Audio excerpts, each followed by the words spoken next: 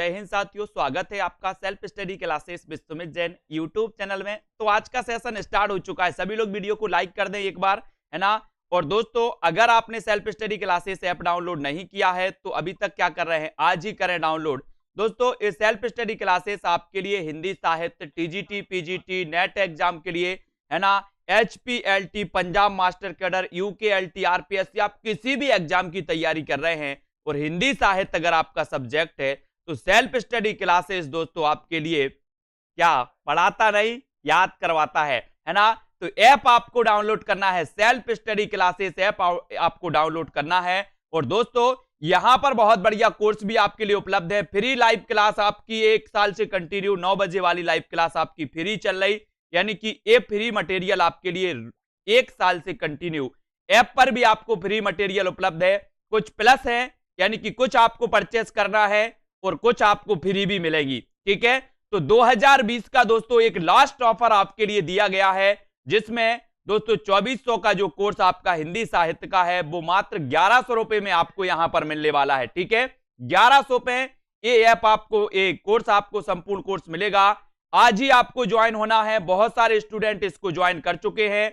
अब दोस्तों 2020 में आपको कुछ ऐसा करना है कि 2021 आपका कैसा हो, बहुत अच्छा हो। 2021 में आपकी जो जीवन है दोस्तों वो बहुत अच्छा हो और आपको भी अच्छा लगे कि हमने अभी तक क्या किया और 2021 में क्या किया। उसके लिए दोस्तों, अगर आप किसी प्रतियोगी परीक्षा की तैयारी कर रहे हैं तो आप इस चैनल से जुड़ें।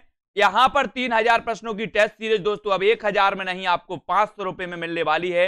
ये ऑफर सिर्फ सीमित समय के लिए है। आज ही आपको ज्वाइन करना है और सेल्फ स्टडी क्लासेस डाउनलोड कर लेना है इस ऐप को। और दोस्तों, एक सबसे बड़ी बात कि कल आपकी एक टेस्ट प्रतियोगिता रखी गई है। टेस्ट प्रतियोगिता बिल्कुल फ्री प्रतियोगिता है दोस्तों, सभी स्टूडेंट को इसमें भाग लेना है। यहां पर दोस्तों आपको 3 टॉप स्टूडेंट को दोस्तों, टॉप 3 स्टूडेंट को क्या मिलने वाली है दोस्तों, यहां पर 3000 प्रश्नों की दोस्तों यहां पर सीरीज मिलने वाली है, टेस्ट सीरीज मिलने वाली है बिल्कुल फ्री। तो आपको टेस्ट लगाना है।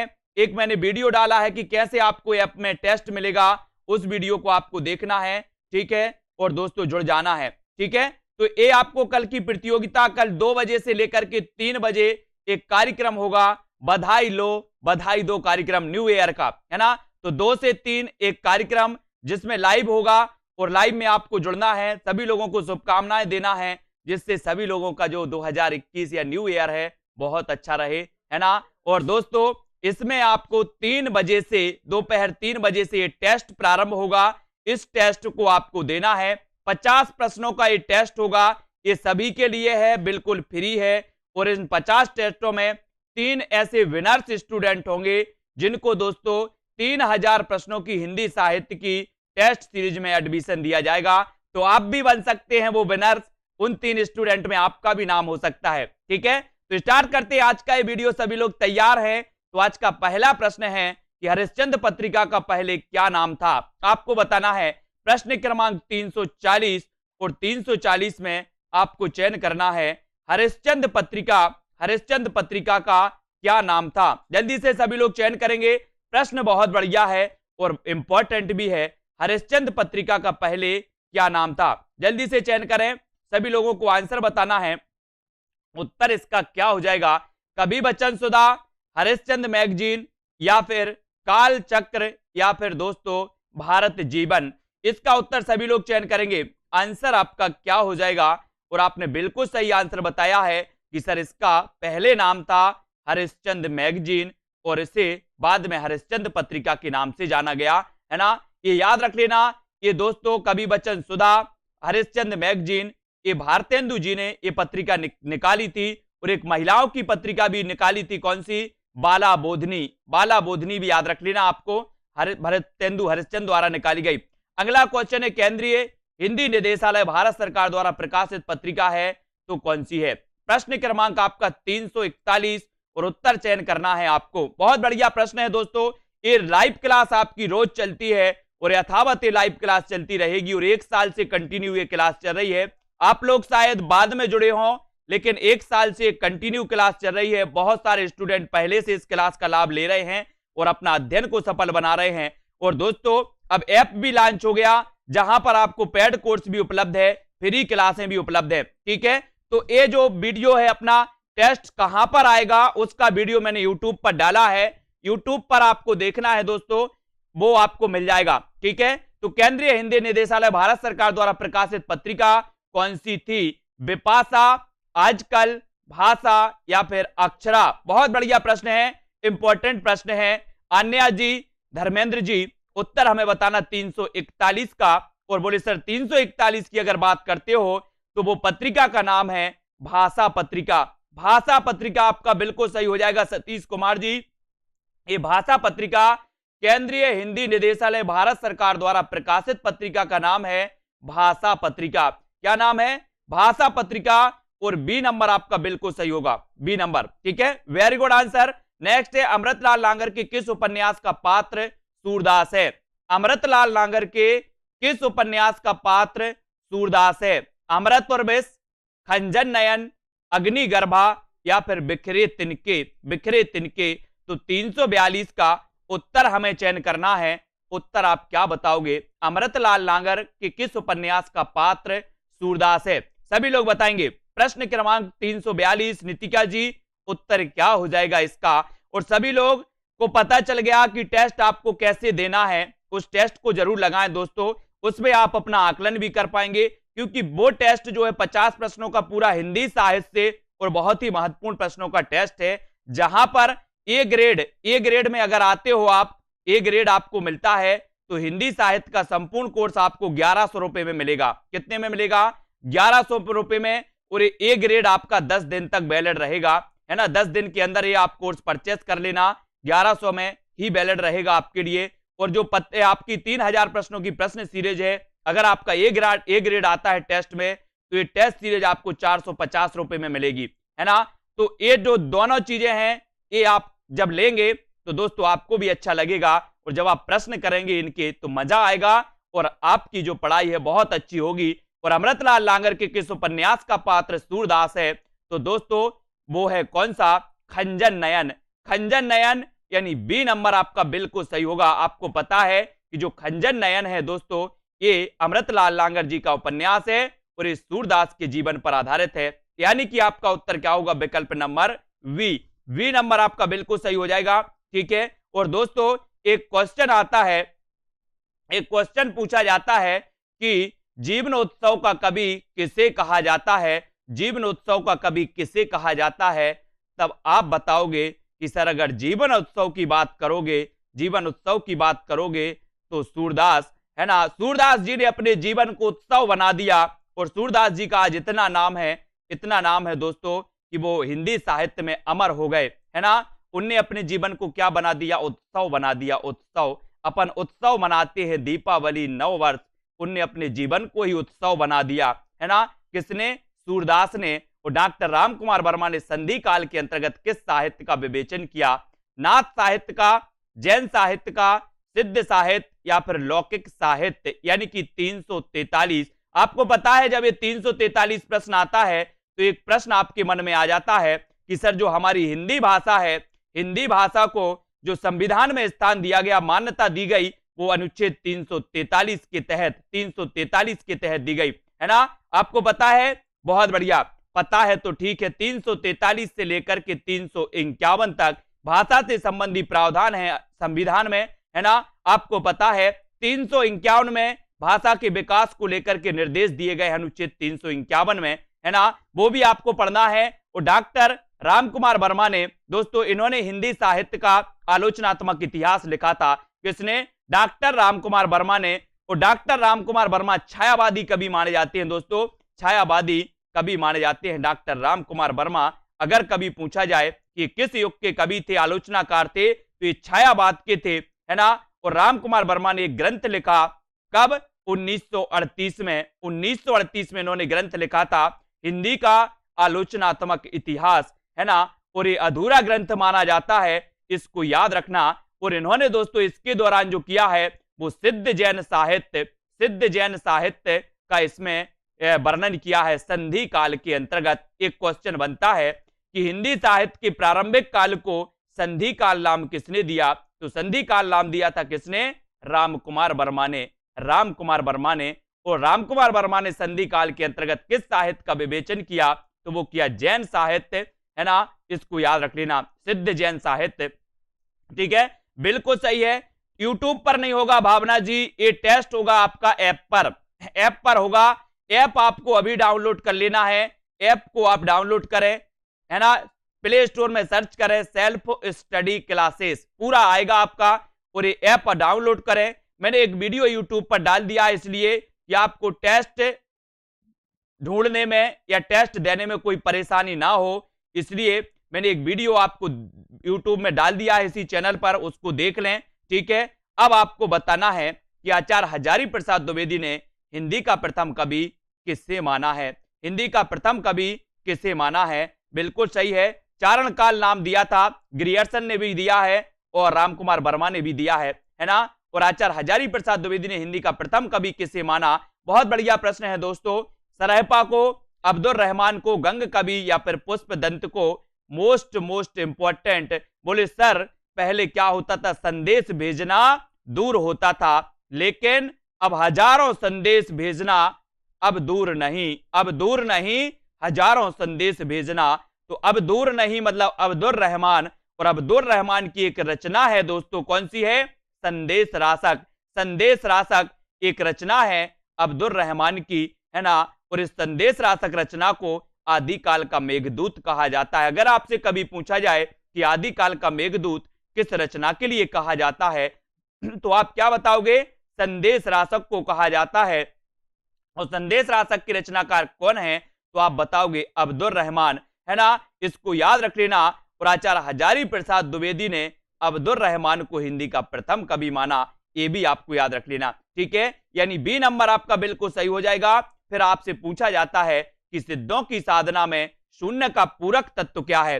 पूरक तत्व बता है, सभी लोग बताएंगे। अंकित मिश्रा जी, ये कंपटीशन एग्जाम यानी कि दोस्तों आप आरपीएससी की कर रहे हो, यूके एलटी की कर रहे हो, पीजीटी एग्जाम की कर रहे हो, टीजीटी एग्जाम की कर रहे हो, पंजाब मास्टर कैडर एग्जाम की तैयारी कर रहे हो, और हिंदी साहित्य उसमें पूछा जाता है, तो ये जो आपका टेस्ट है ये उसी के लिए है। ठीक है, सिद्धों की साधना में शून्य का पूरक तत्व क्या है?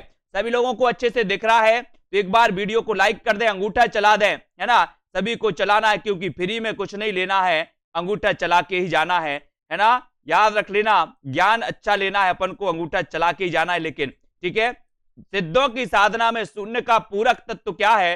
तो शून्य का पूरक तत्व होता है दोस्तों, इसको याद रखेंगे, ये ज्ञान होता है, ज्ञान, है ना, ज्ञान होता है, इसको याद कर लेना, कहीं कहीं आपको वज्र भी मिल जाता है, ये ज्ञान होता है। शून्य का पूरक तत्व होता है ज्ञान, यानी सी नंबर आपका बिल्कुल सही हो जाएगा, सी नंबर आपका बिल्कुल सही हो जाएगा, ज्ञान आपको लगाना है सी नंबर। ठीक है, अगला क्वेश्चन है, विद्यापति ने कीर्तिलता की रचना किस भाषा में की थी? यानी कि प्रश्न क्रमांक 346, और आपका कमेंट क्या आता है? विद्यापति को आप जानते हैं मैथिल कोकिल इन्हें कहा जाता है, आपको पता है दोस्तों, मैथिल कोकिल। और कोकिल के जैसा वो ही बोलता है, कोकिल के जैसा वो ही बोलता है जिसके अंदर विद्या होगी तो वो कोकिल की तरह बोलेगा, और जिसके अंदर विद्या नहीं है वो कर्कश बोलेगा, कठोर बोलेगा। इसलिए आपको क्या बोलना है? मैंने आपको बताया था ना कि इनकी एक पंक्ति है कि कौन सी है? देसिल बैना सब जन मिठा, मैंने आपको याद करवाई थी दोस्तों, देसिल बिना सब जन मिठा, ये पंक्ति किसकी आपसे पूछा जाता है। और मिठा से मैंने आपको बताया था, एक सॉन्ग था कि मिठा मिठा बोल थारो काए बिगड़े, पढ़ा था ना अपन ने, तो ये मिठा से बना था कि अगर आप मीठा, अगर आपके अंदर विद्या है तो आप कैसा बोलोगे? मीठा बोलोगे, मीठा। और दोस्तों एक कीर्तिलता रचना है, इसे कहानी कहा है ना, और दोस्तों ये अबहट्ट की रचना मानी जाती है। मैंने कई बार आपको बताया कि जब हम पढ़ते हैं, क्या पढ़ते हैं दोस्तों? हिंदी साहित्य और विद्यापति को पढ़ते हैं, तो विद्यापति की दो रचनाएं यानी कि कीर्तिलता और कीर्ति पताका कौन में है? अबहट्ट भाषा में है। और इनकी एक रचना कौन सी है? पदावली, जो मैथिली भाषा में है। ठीक है, इनको याद रख लेना है। ठीक है, बिल्कुल सही है। और अबहट्ट यानी 3 नंबर आपका बिल्कुल सही हो जाएगा, है ना। अगला आपको बताना है, संदेश रासक की रचना विधा है, तो कौन सी है? संदेश रासक की रचना विधा है तो कौन सी है? जल्दी से आपको बताना। खंड काव्य, ये विधा बताना है। विधा, विधा क्या है? संदेश रासक क्या है? खंड काव्य है या फिर महाकाव्य है या फिर दोस्तों या फिर आपको आख्यानक गीति काव्य या फिर गीति काव्य है? ये आपको यहां पर चयन करना है। यानी कि प्रश्न क्रमांक 347 और 347 का जो आंसर आपका होगा संदेश रासक, संदेश रासक अब्दुल रहमान का दोस्तों ये क्या है? एक खंड काव्य है। इसको याद रखेंगे, ये क्या है? संदेश रासक एक खंड काव्य। मैंने आपको याद करवाया था कि संदेश के खंड खंड करके संदेश भेजते हैं। अब व्हाट्सएप में चैट करते हो, फेसबुक में चैट करते हो, कैसे करते हो? है ना, खंड खंड भेजते हो। पहले हेलो लिखते हो, हाय लिखते हो, है ना, फिर पूछते हो कैसे हो आप, है ना, ऐसे करते ना। तो ये खंड खंड करके आप संदेश भेजते हो। तो संदेश रासक खंड काव्य होगा कि महाकाव्य होगा? बोले सर खंड काव्य होगा, क्योंकि संदेश हम कैसे भेजते हैं? खंड खंड करके। तो खंड काव्य ये क्या है? खंड काव्य है। अब्दुल रहमान का एक खंड काव्य माना जाता है ना। मिस्र बंधु विनोद में हिंदी साहित्य के इतिहास को कितने भागों में विभाजित किया गया? ये आपको चयन करना है, उत्तर आपको बताना है। वीडियो को लाइक जरूर कर देना है दोस्तों। उत्तर क्या हो जाएगा प्रियंका जी? प्रश्न क्रमांक 348, मिस्र बंधु विनोद में हिंदी साहित्य के इतिहास को कितने भागों में विभाजित किया गया? दोस्तों ये मिस्र बंधु विनोद, ये मिस्र बंधुओं का ग्रंथ है। मिस्र बंधु क्या थे? 3 भाई थे। मिस्र बंधु 3 भाई थे और ये तीनों भाई आरंभ से साथ में रहे, आरंभ से साथ में रहे। इसलिए मिस्र बंधुओं ने हिंदी साहित्य के आदि काल को आरंभिक काल नाम दिया। क्यों दिया? क्योंकि बोले सर आरंभ से साथ में रहे, तो आरंभिक काल इन्होंने नाम दिया। और दोस्तों इस मिस्र बंधु विनोद में 4591 कवियों का इसमें वर्णन मिलता है और कहीं कहीं आपको मिल जाएगा कि लगभग 5000 कवियों का वर्णन किस ग्रंथ में मिलता है? तो आप लगाओगे मिस्र बंधु विनोद में, है ना। इसको याद रख लेना दोस्तों। ये मिस्र बंधु विनोद 4 भागों में प्रकाशित हुआ था। 3 भाग 1913 में, है ना, और बाकी चौथा भाग 1934 में इसका प्रकाशित हुआ था। ये भी आपको याद रखना है। और दोस्तों मिस्र बंधु विनोद में हिंदी साहित्य के इतिहास को कितने भागों में विभाजित किया गया? तो 5 भागों में। यहां बहुत बड़ा कंफ्यूजन है, इसको याद रख लेना राजकुमार जी। बिल्कुल चाहिए, आप ग्रुप में जुड़ जाना और कोर्स भी आपको मिल जाएगा। नंबर लिखा है नीचे चल रहा है, उसमें आप व्हाट्सअप करना राजकुमार जी, है ना। इसको याद रखना, यहां से बहुत बड़ा कंफ्यूजन है लोगों में। मैंने कई बार आपको बताया कि मिस्र बंधु विनोद में हिंदी साहित्य के इतिहास को, हिंदी साहित्य के इतिहास को कितने भागों में विभाजित किया? तो हिंदी साहित्य के इतिहास को इन्होंने 5 भागों में विभाजित किया। जैसे हम पढ़ते हैं कि रामचंद्र शुक्ल ने 4 भागों में, है ना, वीर गाथा काल, है ना, पूर्व मध्यकाल, उत्तर मध्यकाल और गद्य काल, ऐसे ही मिस्र बंधुओं ने 5 भागों में विभाजित किया हिंदी साहित्य के इतिहास को, है ना, काय में? मिस्र बंधु विनोद में। लेकिन अगर पूछा जाए कि मिस्र बंधु विनोद कितने भागों में प्रकाशित हुआ, तो ये 4 भागों में प्रकाशित हुआ। 3 भाग इसके प्रकाशित हुए 1913 में और चौथा भाग प्रकाशित हुआ 1934 में। तो ये 4 और 5 का जो चक्कर है, कई लोग गलत करके आते, इस क्वेश्चन को गलत नहीं करना है, याद रख लेना, ठीक है। अब यहां पर देखना है देवांशी जी, अगला क्वेश्चन है, शुक्ल जी ने पूर्व मध्यकाल को क्या कहा? पूर्व मध्यकाल को क्या कहा? ऐप को आप डाउनलोड कर लें, self study classes play store से आपको ऐप को डाउनलोड करना है। और जिसको कोर्स परचेस करना है, वो कोर्स दोस्तों हिंदी साहित्य का पूरा 1100 में है। आपको यहाँ विस्तृत अध्ययन करवाया जाएगा, आपको यहाँ ट्रिकी वीडियो दिए जाएंगे, आपको यहाँ टॉपिक वाइज टेस्ट करवाया जाएगा, आपको यहाँ लाइव क्लास दी जाएगी, आपको यहाँ डाउट भी क्लियर किए जाएंगे। यानी कि जो सेल्फ स्टडी क्लासेस है वो चैनल हिंदी साहित्य के लिए समर्पित है, पूरा हिंदी साहित्य के लिए समर्पित है। अब आप भी चाहते हो हिंदी साहित्य से जुड़ना, तो इस चैनल से आप जुड़ जाइए, इस ऐप से आप जुड़ जाइए। शुक्ल जी ने पूर्व मध्यकाल को क्या कहा? पूर्व मध्यकाल की बात करते हैं तो पूर्व मध्यकाल यानी कि दोस्तों इसे इन्होंने कहा क्या? भक्ति काल। इसे इन्होंने कहा भक्ति काल। भक्ति काल आचार्य रामचंद्र शुक्ल ने दोस्तों भक्ति काल को या पूर्व मध्यकाल को भक्ति काल में, भक्ति काल के रूप में प्रतिष्ठित करके बहुत बड़ा इन्होंने काम किया था। और आपने देखा होगा कि जो भक्ति काल युग है ये सबसे कम विवादित है, यानी कि आदिकाल सर्वाधिक विवादित है ना। रीति काल भी विवादित है, लेकिन भक्ति काल को भक्ति काल ही मानते हैं विद्वान, है ना। तो ये चीज भी आपको याद रख लेना। शुक्ल जी ने पूर्व मध्यकाल को भक्ति काल नाम दिया, और भक्ति काल को पता है दोस्तों कि स्वर्ण युग और स्वर्ण काल भी कहा जाता है ना। आपको पता होगा सर्वप्रथम ग्रियर्सन ने इसे स्वर्ण युग कहा था, फिर श्याम सुंदर ने इसे स्वर्ण काल भी कहा था। ये भी आपको याद रख लेना। भक्ति काल के बारे में एक क्वेश्चन पूछा जाता है, इसको याद रखना। जो कोर्स आपका होगा दोस्तों वो 11 महीने का कोर्स होगा। कितने महीने का? 11 महीने तक आप इस कोर्स को पढ़ पाओगे पूरा, यानी कि 1100 रुपए में 11 महीने आपको पढ़ने को मिलेगा दोस्तों, इसको याद रख लेना। और दोस्तों ये 3 महीने में आपका मार्च तक पूरा कंप्लीट कोर्स आपको ऐप में मिल जाएगा, उपलब्ध आपके लिए हो जाएगा।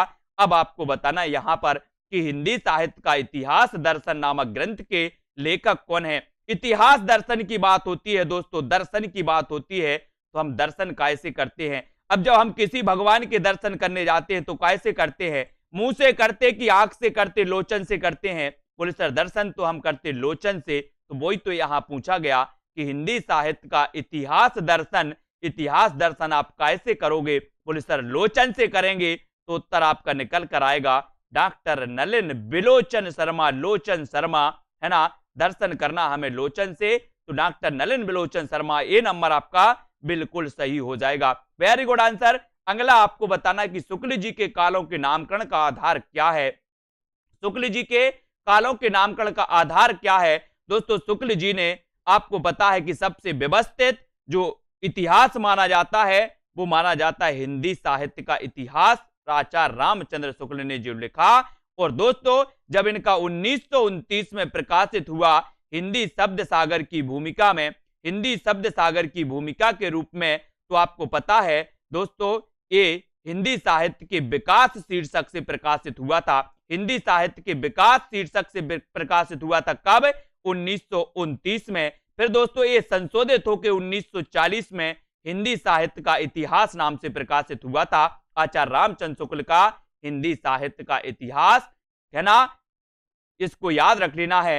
और ये दोस्तों शुक्ल जी ने प्रवृत्तियों के आधार पर नामकरण किया, यानी आपका उत्तर हो जाएगा विकल्प नंबर 2 नंबर है। और ऐसा कौन सा विद्यार्थी है इस क्लास में जिन्होंने ऐप को डाउनलोड नहीं किया है? ऐप को डाउनलोड किसने नहीं किया वो जल्दी से बताएंगे। और आदि काल को चारण काल नाम किसने दिया? चारण काल नाम किसने दिया? मैं आपको बता रहा हूं दोस्तों कि एग्जाम कोई भी हो, आदि काल और रीति काल के नामकरण से लेकर एक क्वेश्चन जरूर आता है।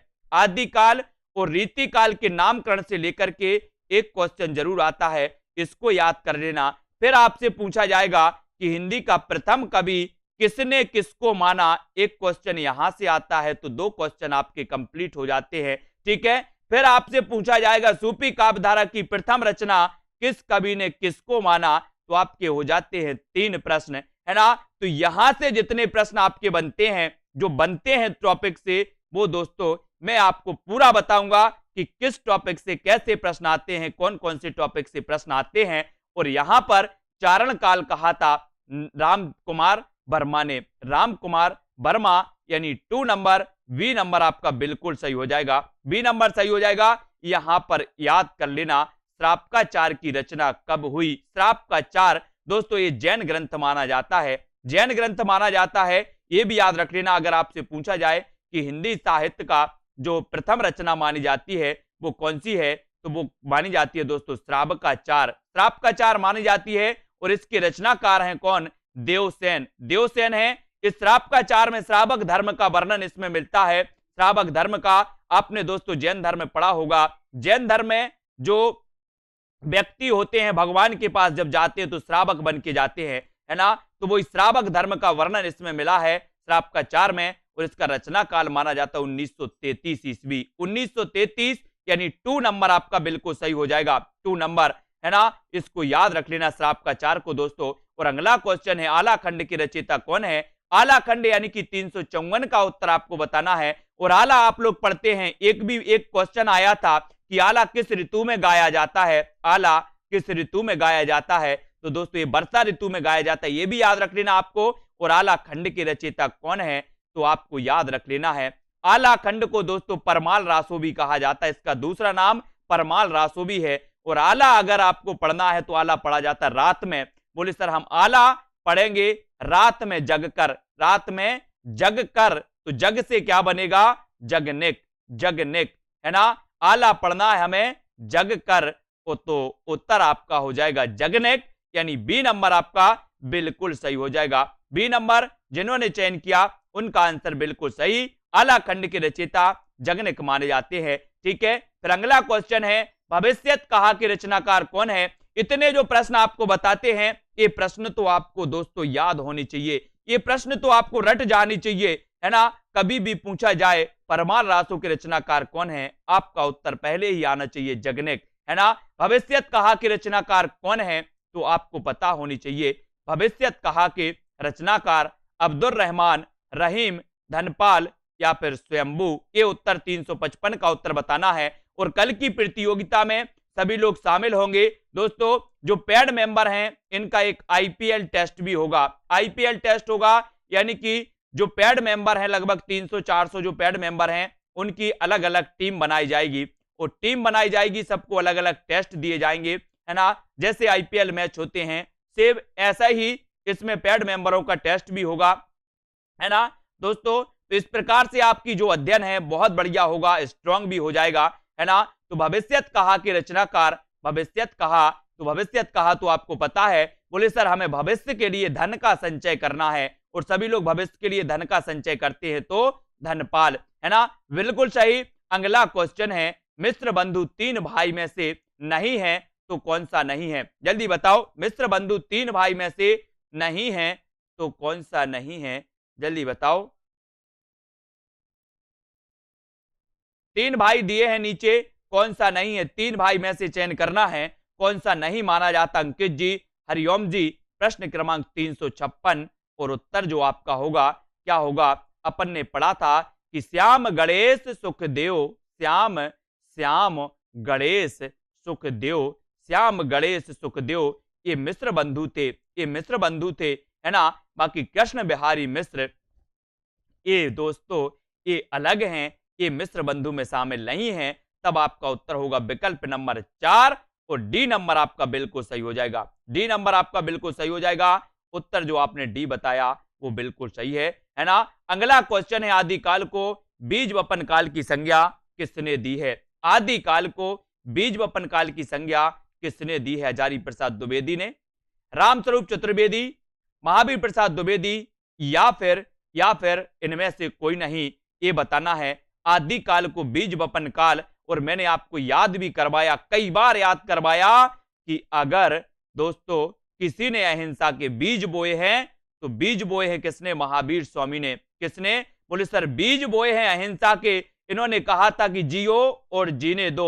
दोस्तों इस पृथ्वी पर हर प्राणी को जीने का अधिकार है, हर प्राणी को जीने का अधिकार है, इसलिए महावीर भगवान ने कहा कि आप जियो और दूसरों को भी जीने दो, है ना। और बोले सर यहां इन्होंने अहिंसा के बीज बोए किसने, महावीर ने। तो बीज वपन काल कौन बोलेगा, महावीर प्रसाद द्विवेदी, महावीर प्रसाद द्विवेदी बोलेंगे। और द्विवेदी युग के नाम पर, द्विवेदी युग का दोस्तों नाम पड़ा था, द्विवेदी जी के नाम पर द्विवेदी युग का नाम पड़ा था। ये महावीर प्रसाद द्विवेदी 1903 में सरस्वती पत्रिका के संपादक बने, 1920 तक ये बने रहे, याद रख लेना। और दोस्तों एक क्वेश्चन आता है कि निम्न में से बताइए कौन सा नायिका भेद का विरोधी कवि माना जाता है। तो ये नायिका भेद के विरोधी थे महावीर प्रसाद द्विवेदी। खड़ी बोली को दोस्तों, खड़ी बोली को प्रतिष्ठित करने का जो अधिकार है वो किसे है, महावीर प्रसाद द्विवेदी ने। खड़ी बोली को काव्य भाषा के रूप में प्रतिष्ठित करने में पूर्ण सहयोग इन्होंने दिया दोस्तों। और आपने पढ़ा होगा कि ब्रज भाषा जहां रीति काल में भारतेंदु युग में काव्य की भाषा बनी रही, वहीं महावीर प्रसाद द्विवेदी के प्रयासों से, इनकी टीम की प्रयासों से द्विवेदी युग में काव्य की भाषा बन गई दोस्तों, कौन सी, खड़ी बोली। और आज अगर आपसे पूछा जाता है कि मानक भाषा में किसका नाम लिया जाता है तो अपन बोलते खड़ी बोली का, है ना। याद रख लेना, इसे कौरवी भी कहा जाता है खड़ी बोली को। और दोस्तों खड़ी बोली में द्विवेदी युग में क्या लिख गया, द्विवेदी युग में प्रिय प्रवास जैसा महाकाव्य लिख जाता है खड़ी बोली में। तो द्विवेदी युग आप समझ लेना कि खड़ी बोली के लिए कितना महत्वपूर्ण था, है ना। याद रख लेना। अगला क्वेश्चन है आदिकाल का मेघदूत किस रचना को कहा जाता है। मैं पहले भी आपको बता चुका हूं, इसलिए इन क्वेश्चनों को आपको रट लेना है, याद कर लेना है ना। 358 का आंसर आपको बताना है। मेघदूत किस रचना को कहा जाता है? संदेश राशक को, राउलबेल, ढोला मारूरा दोहा या फिर उक्ति व्यक्ति प्रकरण। आपको पता है दोस्तों की जो राउलबेल रचना है ये चंपू काव्य माना जाता है, इसे चंपू काव्य, है ना। राउलबेल ये रोड़ा कवि की रचना है, रोड़ा कवि की रचना है। और मालवा में दोस्तों ये शिलांकित कृति भी माना जाता है इसे। निम्न में से बताइए कौन सी शिलांकित कृति है? तो राउलबेल, है ना। राउलबेल के रचनाकार कौन है? तो आप बताओगे रोड़ा कवि। राउलबेल किस प्रकार का काव्य है? तो आप बताओगे चंपू काव्य, है ना। ये पूछा जाता है दोस्तों राउलबेल। और ये मालवा यानी कि मध्य प्रदेश के मालवा क्षेत्र में दोस्तों ये शिलांकित यानी कि शिला में अंकित कृति है। कौन सी? राउलबेल। याद रख लेना इसको, है ना। बोले सर शिलाओं में बेल चढ़ गई, जहां इस शिलाओं में अंकित है वहां पर बेल चढ़ गई, बेल चढ़ जाती ना, बेल, तो राहुलबेल याद रख लेना।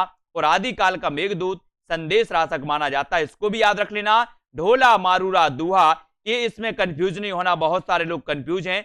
कुशल लाभ और दोस्तों एक और कौन है? कुशल लाभ और कल्लोल कवि, कुशल लाभ और कल्लोल कवि। अब आपको किसी पुस्तक में मिलेगा कि ढोला मारूरा के दोहा कुशल लाभ हैं, किसी में मिलेगा कल्लोल कवि हैं। आप लोग इसी चक्कर में पड़े रहते हैं कि सर कुशल लाभ उसने बताया था, आप कल्लोल बता रहे हैं, कल्लोल उसने बताया था, आप कुशल लाभ बता रहे हैं। कंफ्यूजन दूर करो। सबसे पहले जो लिखा वो कल्लोल कवि ने कुशल लाभ ग्रंथ लिखा, फिर ढोला मारूरा ग्रंथ लिखा, फिर कुशल लाभ ने इसमें संशोधन किया और इसमें कुछ और पंक्तियां दोहा इसमें जोड़ दिए, तो बन जाता है दोस्तों एक कुशल लाभ का। तो इसको याद रख लेना है। कैसे याद रखोगे? कि ढोला मारूरा दोहा कल्लोल कवि की रचना है, कल्लोल कवि की रचना में कुशल लाभ ने संशोधन किया, कुछ और दोहे जोड़े, है ना, इसलिए कुशल लाभ की भी ये रचना मानी जाती है। तो याद रख लेना, अगर आपसे कभी पूछा जाए कि ढोला मारूरा दोहा के रचनाकार कौन है, तो कुशल लाभ अगर ऑप्शन में होगा तो कल्लोल नहीं होगा, और कल्लोल होगा तो कुशल लाभ नहीं होगा, और दोनों होंगे तो क्वेश्चन गलत होगा, है ना। याद रख लेना, तो ये भी आपको याद रखना है। और दोस्तों आगे बढ़ते हैं। आदिकाल काव्य रूढ़ियों एवं परंपराओं को समझने के लिए कौन सा ग्रंथ उपयोगी है? आदिकाल काव्य रूढ़ियों एवं परंपराओं को समझने के लिए कौन सा उपयोगी है? प्रश्न क्रमांक 359 का आंसर हमें बताना है सुनीता जी, है ना। अनीता जी सभी लोग लाइक जरूर कर देना, वीडियो को अपने मित्रों तक शेयर जरूर कर लेना। एक बहुत बढ़िया क्लास, है ना, 2020 की यादगार क्लास दोस्तों आप तक पहुंच रही है। आप लोग इसको पूरा कैप्चर करें, है ना, और सार्थक बनाएं इस वीडियो को, इस लाइव क्लास को आगे तक बढ़ाएं। और दोस्तों 2020 में आज ही आपको कुछ ऐसा करना है कि आपको एक कोर्स परचेस करना है जिसमें आपका अध्ययन 2021 में बढ़िया हो, और पूरे 2021 यानी कि 11 महीने तक आप उस कोर्स का अध्ययन करेंगे। और जिस भी जॉब के लिए आप अप्लाई किया है, जिस भी एग्जाम की तैयारी कर रहे हैं, उसमें ये जो सेल्फ स्टडी क्लास चैनल है दोस्तों, ये भी आपकी सफलता में सहयोगी बने। इसी उद्देश्य से ये चैनल चल रहा है कि आप सभी लोगों के लिए ये सफलता का रास बने, सेल्फ स्टडी क्लासेस ऐप और सेल्फ स्टडी क्लासेस चैनल, ठीक है। तो आदिकालीन काव्य रूढ़ियों एवं परंपराओं को समझने के लिए कौन सा ग्रंथ उपयोगी है? तब यहां पर आपका बिल्कुल सही आंसर होता है दोस्तों प्राकृत पेंगलम। ये प्राकृत पेंगलम के ग्रंथ के रचनाकार माने जाते हैं कौन? लक्ष्मीधर माने जाते हैं प्राकृत पेंगलम, है ना। इसको याद रख लेना है, और रूढ़ियों एवं परंपराओं को समझने के लिए बहुत ही महत्वपूर्ण माना जाता है, ठीक है। अब सभी लोग वीडियो को लाइक कर देना। और हिंदी साहित्य के आदिकाल को सिद्ध सामंत युग किसने कहा? 360 का आंसर आपको बताना है। उत्तर क्या हो जाएगा? उत्तर सभी लोग बताएंगे, उत्तर को बताना है आपको, ठीक है। सभी लोग बताएंगे हिंदी साहित्य के आदिकाल को सिद्ध सामंत युग किसने कहा? सिद्ध सामंत युग किसने कहा? विश्वनाथ प्रसाद, हजारी प्रसाद द्विवेदी, महापंडित राहुल सांकृत्यायन, या फिर इनमें से कोई नहीं। हिंदी साहित्य के आदिकाल को सिद्ध सामंत काल किसने कहा? तो दोस्तों आपको पता है कि सिद्ध सामंत काल कौन कहेगा? बोले सर पंडित लोग कहेंगे, कोई पंडित ही होगा, और ये पंडित राहुल सांकृत्यायन है। पंडित राहुल सांकृत्यायन है क्योंकि पंडित लोग क्या करते हैं? सिद्धि प्राप्त करते हैं, वो सिद्ध पुरुष होते हैं, है ना, अपन उन्हें सिद्ध पुरुष कहते हैं। तो ये आपका 3 नंबर बिल्कुल सही हो जाएगा। 3 नंबर, आदिकाल में किस कवि को अभिमान मेरु कहा गया? अभिमान मेरु किससे कहा गया? दोस्तों एक ग्रंथ लिखा था एक ग्रंथ लिखा था इन्होंने, महापुराण, महापुराण ग्रंथ लिखा था, याद रख लेना, है ना, ये भी आपको याद रख लेना। और इस महापुराण ग्रंथ में 63 सलाका पुरुषों, 63 सलाका पुरुषों का वर्णन मिलता है इस महापुराण ग्रंथ में, है ना। और ये दोस्तों जैन कवि पुष्पदंत हुए हैं, है ना, जिन्होंने दोस्तों ये महापुराण ग्रंथ लिखा था। और अभिमान मेरु, अभिमान मेरु इन्हें ही कहा जाता है, किन्हें, पुष्पदंत को, पुष्पदंत को कहा जाता, ये भी आपको याद रख लेना। और दोस्तों आपसे कभी पूछा जाए कि छायावाद में सलाका पुरुष किसे कहा जाता है, तो सलाका पुरुष कहा जाता है निराला को, ये भी याद रख लेना। नया क्वेश्चन है, निराला को सलाका पुरुष कहा जाता है, क्रांतिकारी कवि कहा जाता है ना। और इनकी एक रचना तुलसीदास सबसे निराली है, तो पूछी ही जाती है कि तुलसीदास खंड काव्य की रचयिता कौन है, तो तुलसीदास खंड काव्य की रचयिता निराला, कई बार पूछा गया, है ना, इसको याद रख लेना। अब दोस्तों आज चर्चा कर लेते हैं अपन कि अपना जो 2021 की अपनी प्रतियोगिता, फर्स्ट प्रतियोगिता होनी है, ऐसी अनेकों प्रतियोगिता होंगी दोस्तों, है ना। 2021 में आपके लिए सिर्फ आपको चैनल, आपको ऐप क्या करना है, डाउनलोड कर लेना है। ये सेल्फ स्टडी क्लासेस, ये ऐप है, आप सर्च करें सेल्फ स्टडी क्लासेस, है ना, इसको आपको डाउनलोड कर लेना है। और 2021 में ऐसी अनेकों प्रतियोगिताएं होंगी जो आपके लिए, पढ़ने के लिए, आपकी सफलता के लिए रास बनेगी, है ना। दोस्तों ये टेस्ट प्रतियोगिता कल होनी है, यानी कि 1/1/2021 यानी कि न्यू ईयर में आपके लिए टेस्ट प्रतियोगिता रखी गई। आप अपना हिंदी साहित्य का टेस्ट जो है ज्ञान टेस्ट में दोस्तों उसको बिखेरें। टेस्ट में आपके ज्ञान की परीक्षा होगी और टॉप 3 स्टूडेंट्स जो विनर रहेंगे उनको ये टेस्ट सीरीज 3000 प्रश्नों की टेस्ट सीरीज बिल्कुल फ्री में दी जाएगी, है ना। तो आप भी बन सकते हैं, किसी क्लास में से कोई ऐसा बंदा होगा जो इसमें बन सकता है विनर्स, तो आप भी बने और आप भी दोस्तों प्रयास करें, है ना, इस विनर्स बनने में। और दोस्तों जो इस प्रतियोगिता में ए ग्रेड लाएगा, ए ग्रेड जिसको प्राप्त होगा, है ना, सभी का ग्रेड आएगा, सभी का नंबर मिलेगा, सभी का रिजल्ट भी टेलीग्राम ग्रुप में प्रेषित किया जाएगा, है ना। और दोस्तों जिसका ए ग्रेड आएगा उसे जो कोर्स है 2400 वाला कोर्स है वो 10 दिन तक वैलिड रहेगा आपके लिए 1100 में, मात्र 1100 में संपूर्ण कोर्स आपके लिए वैलिड रहेगा। आप 10 दिन के अंदर उसको परचेस कर पाओगे। ए ग्रेड अगर आपका आता है तो ये 3000 प्रश्नों की जो टेस्ट सीरीज है ये दोस्तों अब आपको 1000 में नहीं, अगर ए ग्रेड आपका आता है तो आपको ये मिलेगा 450 में। कितने में? 450 में मिलेगी। तो ए ग्रेड लाना है, अगर आप नंबर ला सकते हो तो आप फ्री में पाओ। और स्टूडेंट 3 स्टूडेंट को तो मिलेगा ही, बाकी आप भी उसमें से हो सकते हो, ठीक है। सभी लोग वीडियो को लाइक जरूर कर देना, शेयर सभी को करना है। और दोस्तों कल के लिए, न्यू ईयर के लिए सभी को बधाइयां। कल अपना एक कार्यक्रम होगा दोपहर 2 बजे से 3 बजे तक कार्यक्रम, बधाई दो बधाई लो कार्यक्रम, है ना। ये 2 से 3 होगा, फिर 3 बजे से आपका टेस्ट ओपन हो जाएगा, आपके मोबाइल ऐप में टेस्ट आ जाएगा। इस टेस्ट को आपको 3 बजे देखना है, ये टेस्ट आपको मिल जाएगा। एक वीडियो मैंने टेस्ट वाला इसी यूट्यूब चैनल पर डाला है कि टेस्ट आपको कैसे देखना है, टेस्ट आपको कैसे देना है, वो सब कुछ उसमें बताया, वो आप देख लो। तो 3 बजे से 6 बजे के बीच में इस टेस्ट को आपको देना है और अपनी रैंक को संभाल के रखना है, ठीक है। बिल्कुल सही है। वीडियो को लाइक करें। सभी साथियों को नए वर्ष की पुनः पुनः शुभकामनाएं। कल से दोस्तों आपका एक अच्छा जीवन चालू हो, प्रारंभ हो, आपका जीवन कल से नया जीवन बने और मंगलमय वर्ष आपका दोस्तों गुजरे। ऐसी सेल्फ स्टडी क्लासेस परिवार की तरफ से आप सभी को शुभकामनाएं। और कल सभी के लिए, एक दूसरे के लिए भी अपन सब लोग बधाई देंगे। बधाई लो बधाई दो कार्यक्रम, है ना। तो कल 2 से 3 बजे लाइव क्लास के दौरान अपन उसमें एक दूसरे को चर्चा करेंगे, है ना। और कार्यक्रम में सभी लोग शामिल होंगे और 3 बजे से फिर टेस्ट की जानकारी भी उसमें दी जाएगी, टेस्ट भी आपको देना है ना। ऐसी अनेकों प्रतियोगिताएं अपनी होंगी। टेस्ट पैड मेंबर का एक आईपीएल भी होना है ना। आईपीएल पैड मेंबरों का, उनका आईपीएल भी चलेगा। उस दौरान भी, टेस्ट के दौरान जो प्रतियोगी विजयी होंगे, जो टीम विजयी होगी, उनका फाइनल मैच भी होगा। फिर इस प्रकार से आईपीएल भी उनका होगा। तो ये कई प्रतियोगिताएं दोस्तों, आप सिर्फ साथ में बने रहें, है ना, और बढ़िया तरीके से पढ़ते रहें। सतीश जी, रेनू, साक्षी जी, उषा, सरोज जी, सभी को धन्यवाद, सभी को नए वर्ष की शुभकामनाएं, है ना। सुधा निधि जी, ममता जी, सोनू, मनोज जी, संजय जी, सपना जी, आरती जी, नितिन जी, है ना, हरिओम जी, सभी लोग वीडियो को लाइक करते जाएं। सभी को बधाई। विमलेश जी, है ना, अंकित, गोरा और हरजेश जी, शिव पूजन सी। दोस्तों इसी प्रकार से जुड़े रहना है, वीडियो को लाइक करना है। मिनी पांडे, है ना, अनामिका, धर्मेंद्र, ममता जी, सुधा जी, सोनू जी, ठीक है। ये क्लास आपकी 1 साल से कंटिन्यू 9 बजे चल रही है और ये क्लास कंटिन्यू 9 बजे चलती रहेगी। रेखा जी, श्रीधर, एमआर शर्मा और अर्शदीप जी, किरण जी, राकेश जी, रितु जी, सभी को धन्यवाद दोस्तों। वो सभी साथी जिनका हिंदी साहित्य सब्जेक्ट है, सेल्फ स्टडी क्लासेस से जुड़ जाओ एक बार, मजा आएगा आपको भी। हम दोस्तों सिर्फ सेल्फ स्टडी क्लासेस आपके लिए हिंदी साहित्य के लिए उपलब्ध है। आप हिंदी साहित्य पढ़ें बढ़िया तरीके से, वीडियो को लाइक कर दें, है ना। भरत जी, जसबीर, सुषमा जी, राजेंद्र जी, है ना, धर्मेंद्र कुमार और अन्य त्यागी, तनु जी, सभी को धन्यवाद दोस्तों। कल का टेस्ट सभी को देना है ना। सुरेंद्र, माया राम जी, बाल गोविंद जी और महीपत यादव, शिव पूजन जी, सभी लोग जुड़े, है ना।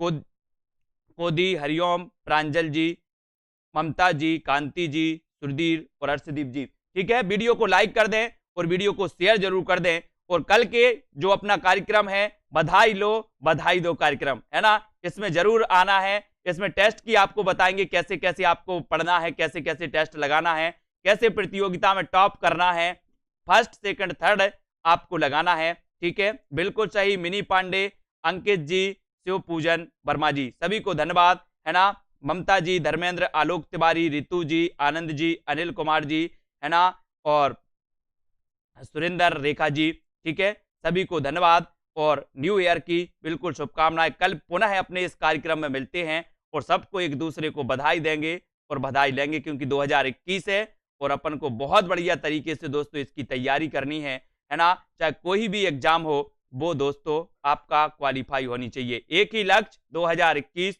अब की बार एग्जाम पार, है ना। वीडियो को लाइक शेयर